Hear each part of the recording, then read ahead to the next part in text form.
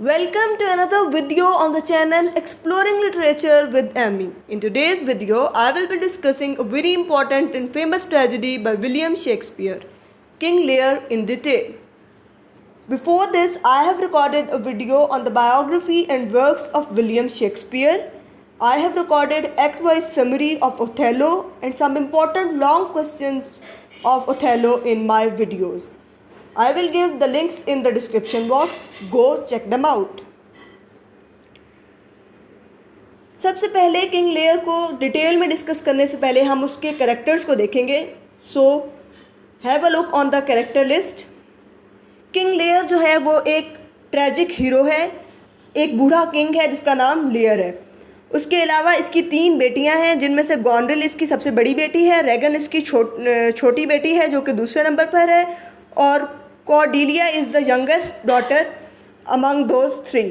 ठीक है. और उसके अलावा जो कैरेक्टर्स हैं उनमें ग्लॉसेस्टर जिसका नाम है वो एक कोर्टमैन है जो कि बहुत ज़्यादा सिंसियर है, वफादार है अपने बादशाह के साथ.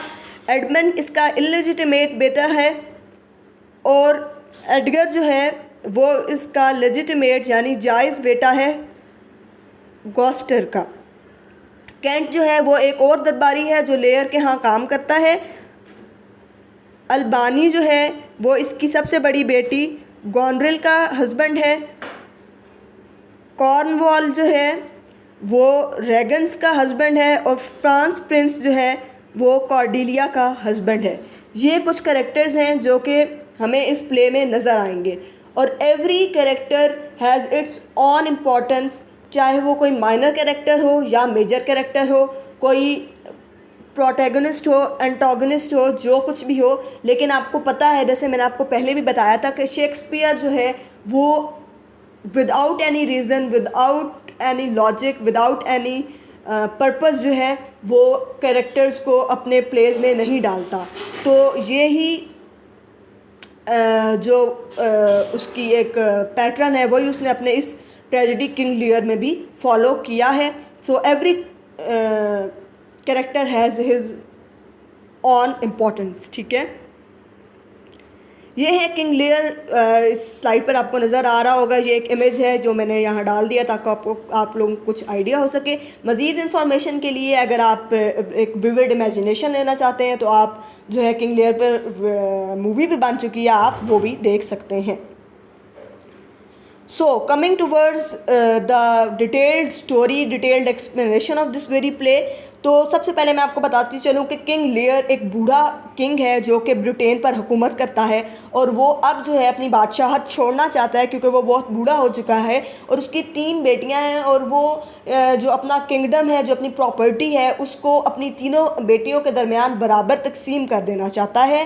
ठीक है. लेकिन वो क्या करता है कि वो को तकसीम करने से पहले उनका एक टेस्ट लेता है, और वो एक सेरेमनी जो है उसको अरेंज करता है अपने महल के अंदर. और उस सेरेमनी के दौरान वो अपनी तीनों बेटियों से एक क्वेश्चन पूछता है. What was the question? Question ये था कि how much do you love me. हर एक को ये बताना था कि how much she loves her father. तो अब क्या है कि किंग लेयर जो है, मैंने आपको पहले भी बताया था, वो एक ट्रैजिक हीरो है ना, जाहिर है. तो उसके अंदर एक ट्रैजिक फ्लॉ है, और वो ये है कि वो अपने बारे में अच्छा सुनना पसंद करता है. वो ये चाहता है कि उसकी जो चापलूसी है, खुशामद है, उसको हर वक्त फ्लैटर किया जाता रहे. अब क्या है कि जब वो ये सवाल पूछता है तो उसकी जो बड़ी दोनों बेटियां हैं जिनके नाम मैंने आपको बताए थे, गॉनरिल और रेगन, ये दोनों जो हैं ये क्या करती हैं कि ये अपने फादर की फितरत से वाकिफ़ हैं, और उसी के अकॉर्डिंगली ये जो है झूठी तारीफ़ कर देती हैं. They flatter their father and say that they love him a lot. और इस बात से जो है वो किंग लियर जो है वो बहुत ज़्यादा खुश भी होता है. जब ये अपनी तीसरी बेटी यानी कॉर्डेलिया से पूछता है कि तुम मुझसे कितनी मोहब्बत करती हो, तो वो कहती है कि I can't describe my love in words, I can't express my love in words.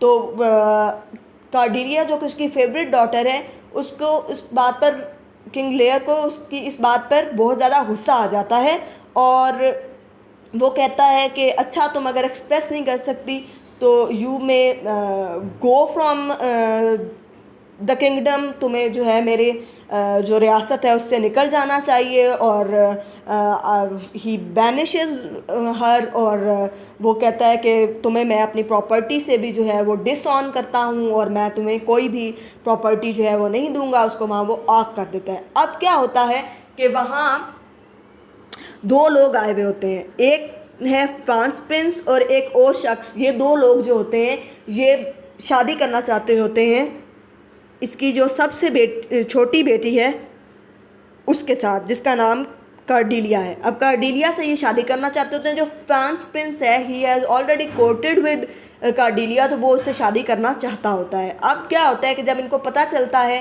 कि he is not going to give a single penny even from his property, तो इनमें से फ्रांस प्रिंस के अलावा जो दूसरा शख्स होता है ही लीव्स, और वो कहता है कि ठीक है, अगर उसको जायदाद में से कुछ नहीं मिल रहा तो आई कांट मैरी हर। अब क्या होता है कि फ्रांस प्रिंस कहता है कि even if she is not getting a single Penney from the property of his father, still I will marry her because I love हर। ठीक है। और फिर क्या होता है कि जो एक यहाँ पर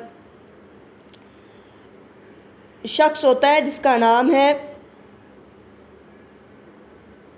कैंट, ये जो है ये इसका बहुत ज़्यादा वफादार दरबारी है, जैसे मैंने आपको पहले बताया। तो ये रिक्वेस्ट करता है किंग लियर से कि प्लीज़ हुजूर इसको ना निकालें, ये वाकई आपसे मोहब्बत करती है, तो आप इसको जो है अपने जो किंगडम है उससे बैनिश ना करें और इसको प्रॉपर्टी से जो है वो आग ना करें, इसको जायदाद दे दें, इसको भी उतना ही हिस्सा इक्वल अमाउंट ऑफ प्रॉपर्टी और इक्वल जो उसका राइट बनता है वो उसको जो है वो मिल जाना चाहिए। लेकिन क्या होता है कि किंग लियर को दोबारा से गुस्सा आ जाता है कि ये इसकी रिक्वेस्ट क्यों कर रहा है, और वो कहता है कि अच्छा तुम्हें ज़्यादा पता है कि मुझे क्या करना है और अब तुम मुझे बताओगे कि मुझे क्या करना चाहिए, और वो उसको जो है वहाँ से जाने के लिए कह देता है। मीन्स के किंग लियर अपनी बेटी को भी निकाल देता है और जो उसकी फेवर में बोलता है उसको भी निकाल देता है। अब क्या होता है कि ये जो कैंट है ना ये बहुत ज़्यादा वफ़ादार होता है अपने बादशाह के साथ, तो ये अपना रूप जो है वो बदल कर जो है वो आ जाता है दोबारा से, और किंग लियर जो है इसको पहचान नहीं पाता और दोबारा से इसको जो है अपने यहाँ दरबारी के तौर पर रख लेता है। अब क्या होता है कि यहाँ पर इसका एक और दरबारी भी है। अब ये सब सारी स्टोरी चल रही है तो इसका एक और दरबारी भी है। इधर जो है वो दरबारी जो है उसका नाम है, ये आप देख सकते हैं, ग्लॉसेस्टर। ठीक है, ग्लॉसेस्टर जो है वो इसका एक और कोर्टमैन है, और ग्लॉसेस्टर जो है उसके अपने जो फैमिली प्रॉब्लम हैं उनको वो जो है वो डील कर रहा है। उसकी फैमिली में भी कुछ इश्यूज़ चल रहे हैं। वजह क्या है उन इश्यूज़ की? इसके दो बेटे हैं जिसमें से एक इसका एडमंड बेटा है जिसका नाम मैंने पहले भी आपको बताया, उसका इलेजिटिमेट बेटा है यानी नाजायज़ सन है उसका, और एडगर जो है वो इसका लेजिटिमेट सन है यानी जायज़ बेटा है। अब जो इलेजिटिमेट सन है he is against his brother, और वो चाहता है कि मेरा बाप जो है वो अपने लेजिटिमेट सन से ज़्यादा मोहब्बत करता है, तो वाई इट इज़ सो, वो ऐसा क्यों करता है। और वो कहता है कि क्या अच्छा है अगर मैं इसको रास्ते से ही हटा दूँ। तो वो क्या करता है कि वो अपने बाप को बहकाता है और एक ट्रिक जो है वो खेलता है, और वो क्या करता है कि वो प्लानिंग ऐसी करता है कि अपने बाप को कहता है कि आपका जो जायज़ बेटा है जो एडगर है वो आपके साथ जो है वो एक प्लान कर रहा है and he is planning to kill you. और इसका जो बाप होता है वो ये बात जो है वो मान लेता है, और जो ग्लॉसेस्टर होता है वो अपने बेटे से कहता है, अपने जायज़ बेटे से कहता है, अपने लेजिटिमेट सन से कहता है कि यू मे लीव, तुम यहाँ से चले जाओ और मेरा तुम्हारे साथ कोई ताल्लुक़ नहीं है। अब क्या होता है कि ये जो है ना इसका बेटा एडगर, ये यहाँ से निकल जाता है। ठीक है, एडगर जो है वो चला जाता है और वो एक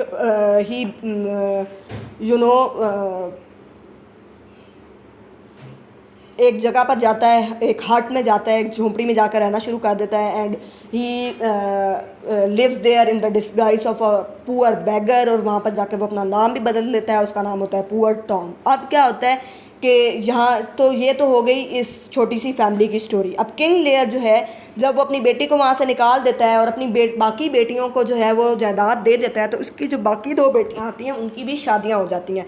जो इसकी सबसे बड़ी बेटी है उसका जो हस्बैंड होता है उसका नाम है अल्बानी। अल्बानी जो है वो एक अच्छी नेचर का इंसान है, और जो दूसरी बेटी है रेगन्स, उसके हस्बैंड का नाम है कॉर्नवॉल। अब जो कॉर्नवॉल है वो जो है वो इसी तरह का इंसान है जिस तरह की उसकी बीवी रेगन्स और उसकी जो सिस्टर इन लॉ है गन गॉनर गॉनर्स जो है वो जिस तरह की इंसान है उस तरह का ही ये इन लोगों का ये कॉर्नवॉल जो कि रेगन्स का हस्बैंड है वो है। अब अल्बानी जो है वो एक अच्छा इंसान है। अब होता क्या है कि किंग लेयर ये फैसला करता है कि उसको जो है अपनी दोनों बेटियों के पास कुछ कुछ वक्त जो है वो रहना चाहिए, और वो सोचता है कि वो कुछ टाइम अपनी एक बेटी के यहाँ गुजारा करेगा और दूसरा टाइम अपनी दूसरी बेटी और दामाद के यहाँ गुजारा करेगा। अब होता क्या है कि वो अपनी बड़ी बेटी के पास जाता है जो कि गॉनरिल है। गॉनरिल के पास वो जाता है, तो गॉनरिल को जब ये पता चलता है तो वो अपने नौकरों से कहती है कि तुम जो हो, अपने मुलाजमों से कहती है कि तुम लोग मेरे फादर को जो है अकॉर्डिंग टू हिज रैंक और एज अ किंग ट्रीट मत करना, बल्कि ट्रीट हिम एज अ ले मैन। जिस तरह तुम आम लोगों को ट्रीट करते हो उस तरह से तुम उसको जो है मेरे बाप को जो है वो ट्रीट करना। जब उसका बाप वहाँ आता है तो वो 100 नाइट्स को अपने साथ लेकर आता है। अब वो 100 नाइट्स क्या हैं, जबकि प्रॉपर्टी जो वो सारी तकसीम कर चुका, तो 100 नाइट्स उसके पास कैसे आ गए? 100 नाइट्स उसके पास ऐसे आ गए कि उसने अपनी जो सारी प्रॉपर्टी थी वो अपनी बेटियों के दरमियान जो है, दो बेटियों के दरमियान तकसीम कर दी थी, लेकिन उसके बावजूद उसने 100 नाइट्स को अपने लिए रख लिया था।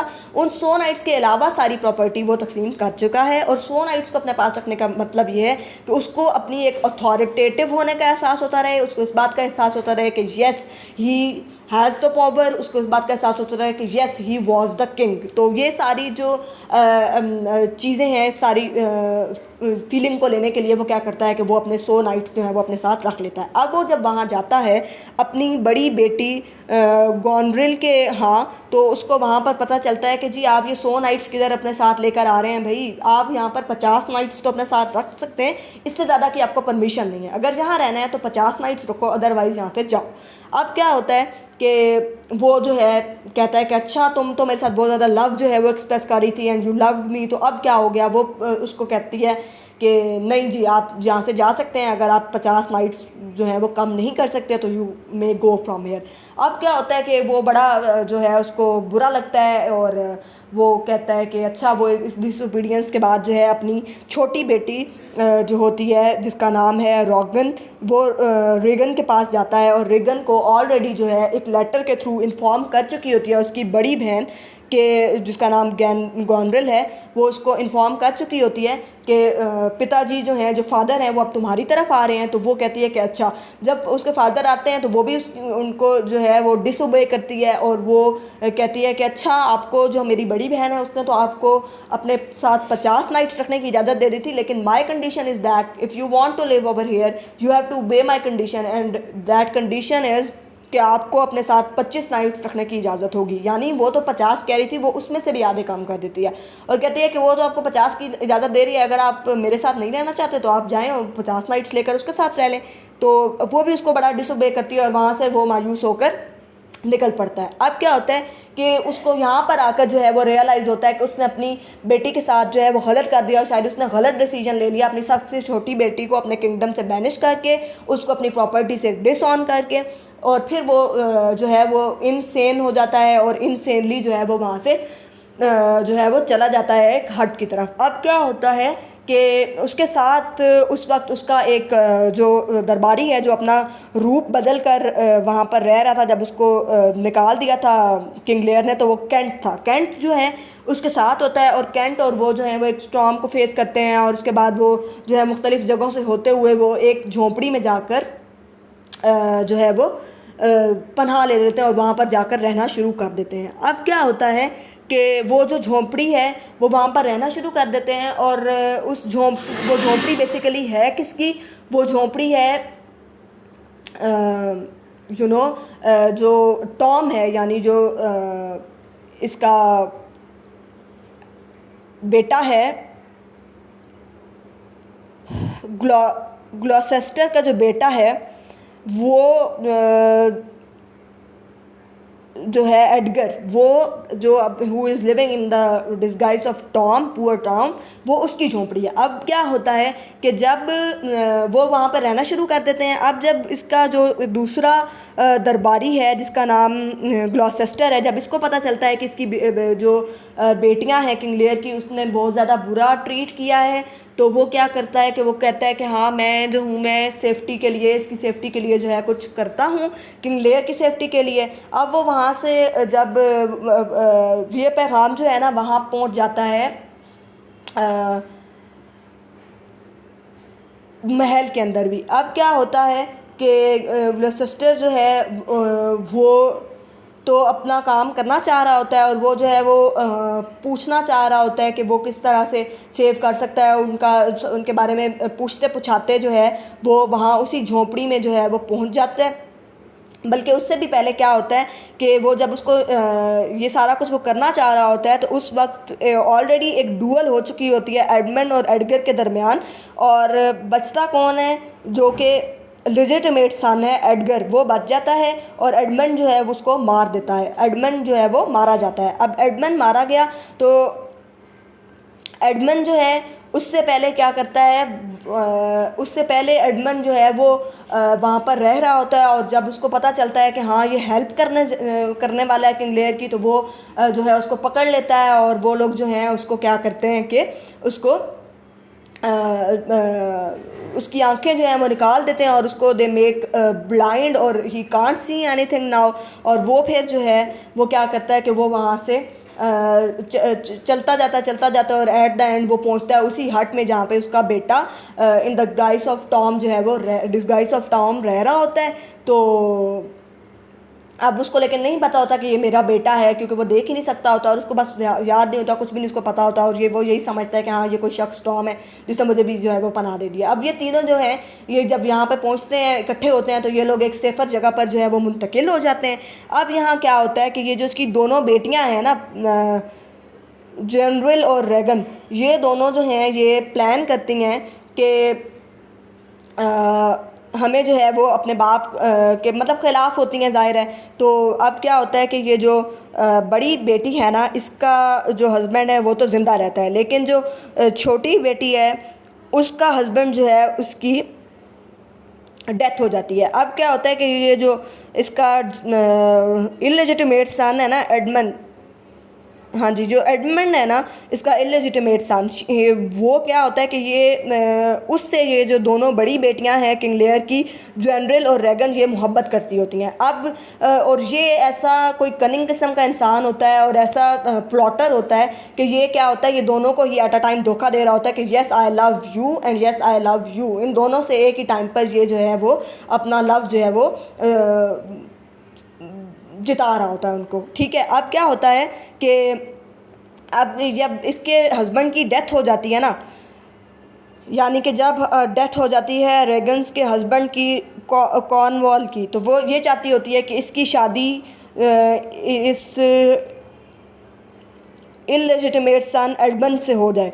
लेकिन जब इसकी बड़ी बहन को ये पता चलता है कि गैनरिल को ये पता चलता है कि ये तो इससे शादी करना चाहती है, तो ये क्या करती है, ये अपनी छोटी बहन को जिसका नाम रेगन है उसको मार देती है। अब जब ये उसको मारती है तो उस वक्त इसको पता चलता है कि ये जो दो भाई हैं, लेजिटिमेट सन और इलेजिटिमेट सन, जिनका नाम एडगर और एडमंड है, इन दोनों के दरमियान एक डुअल हुई, और उस डुअल में ये जो इलेजिटिमेट सन है जिससे वो मोहब्बत करती थी एडमंड, वो मारा गया। अब इसको जो है बड़ा ज़्यादा अफसोस होता है कि मैंने अपनी बहन को भी मार दिया और मुझे जो है वो एडमंड भी नहीं मिल सका, वो भी मार गया, तो वो ख़ुद को भी मार लेती है। अब क्या होता है कि ये जब वहाँ जाकर रह रहे होते हैं, तो अब क्योंकि इसने मदद का कह दिया होता है, तो अब क्या होता है कि ये जो इसकी बेटी होती है ना, वो उसको जब किसी तरीके से जो है वो पता चल जाता है कि मेरा बाप जो है वो मुश्किल में है। अब क्या होता है कि वो जो है एक काइंडा जंग या एक काइंडा मुकाबला कह लें आप, वो होना होता है फ्रेंच फोर्सेस के दरमियान और ये जो ब्रिटन फोर्सेस हैं इनके दरमियान। अब ये एडमंड के मरने से पहले की बात है। अब उस सारी चीज़ को लीड कर रही होती है इसकी बेटी, किंग लियर की सबसे छोटी बेटी कॉर्डेलिया, ठीक है। कॉर्डेलिया इसको डील कर रही होती है। तो अब जब वो लड़ाई होती है तो अनफॉर्चुनेटली जो कॉर्डेलिया है वो हार जाती है, और जो ब्रिटेन को रिप्रेजेंट कर रहा होता है इलेजिटिमेट सन एडमंड, वो जीत जाता है। उसके बाद वो डुअल होती है और वो मर जाता है एंड ऑल दिस, ठीक है। और उस डुअल से भी पहले फिर वो क्या करता है कि वो इन दोनों को इम्प्रिजन कर देता है, किंग लियर को भी और उसको भी, ठीक है। और जब इम्प्रिजन करता है तो वो कहता है किसी शख्स को कि हाँ तुम ना इनको जेल में ही मार देना। अब जब इन लोगों को ये खबर पहुंचती है तो ये क्या करते हैं कि किसी को भेजते हैं कि इनको जो है वो बता दे कि तुम्हें कोई मारना आ रहा, तुम अपनी हिफाजत कर लो। लेकिन उस शख्स के पहुंचने से पहले ही ये जो है जो बताने जा रहा होता है कि तुम लोग अपनी हिफाजत कर लो, उसके पहुँचने से पहले ही क्या होता है कि वो उसको इनकी जो बेटी होती है किंग लियर की सबसे छोटी वाली कॉर्डेलिया, उसको वो मार चुका होता है। और वहाँ पर जब वो शख्स पहुँचता है तो वो देखता है कि कॉर्डेलिया जो है वो उसकी डेड बॉडी पड़ी है और किंग लियर जो है उस पर बैठकर जो है वो रो रहा होता है। अब उसको दो तरह के अफसोस होते हैं। एक अफसोस उसको ये होता है कि मैंने जो है वो गलत फैसला कर दिया और अपनी बेटी को का जो असल लव है, जो मेरे से हकीकत में मोहब्बत करती थी, वो मैं पहचान नहीं सका due to my tragic flaw. और ट्रेजिक फ्लॉ क्या था उसका कि उसके जो है अपनी खुशामद सुनने की और अपनी तारीफ़ सुनने की उसको बहुत ज़्यादा जो है वो आदत थी। दूसरा उसको ये अफसोस होता है कि मेरी बेटी जब मैं मेरे साथ इतना ज़्यादा अगर हमदर्दी जताई है, तो अगर हम एक साथ इकट्ठे हो ही गए थे अब तो हम जो है इकट्ठे ज़िंदगी क्यों नहीं हम गुजार सके। तो वो फिर आउट ऑफ सॉरो जो है उसकी भी डेथ हो जाती है। अब क्या है कि यहाँ पर जो टॉम लोग रह रहे होते हैं ना, अब क्या होता है कि वो जब मर जाता है ना इसका टॉम का भाई, यानी जब एडमंड को एडगर मार देता है तो एडगर फैसला करता है कि उसका जो बाप जो उसके पास झोंपड़ी में रह रहा है उसको वो ये सच बता दे कि हाँ मेरे पिताजी आपका असल बेटा मैं हूँ, आपका लेजिटिमेट सन हूँ, मैंने अपना नाम जो है वो बदला हुआ था। वो ये बता देता है और वो कहता है कि मैं ही एडगर हूँ। अब इस बात पर उसके बाप को खुशी भी होती है और अफसोस भी। अफसोस इस बात का होता है कि उसके जो नाजायज़ बेटा है उसने उसको जो है वो एक गलत प्लानिंग में फंसाया और वो अपने बेटे को पहचान नहीं सका। और खुशी उसको इस बात की होती है कि हाँ मैं जो हूँ मैं अपने बेटे को जो है दोबारा से वो मुझे मिल गया है। अब फिर वो क्योंकि बूढ़ा हो चुका होता है और इसकी आंखें भी जो हैं वो उन्होंने निकाल ली हुई होती हैं, वो ब्लाइंड होता है और वो जो है फिर अब जो है वो वीक हो रहा होता है तो उसकी भी जो है वो डेथ हो जाती है। अब सारे लोग जो हैं वो मर जाते हैं और सिर्फ जो है अल्बेनी और उसके अलावा इसका जो किंग लियर का दरबारी था केंट, वो और ये जो फ्रांस प्रिंस है, ये रह जाते हैं एक सॉरोफुल एनवायरनमेंट में किंगडम को आगे बढ़ाने के लिए। Like and share the video and don't forget to subscribe the channel.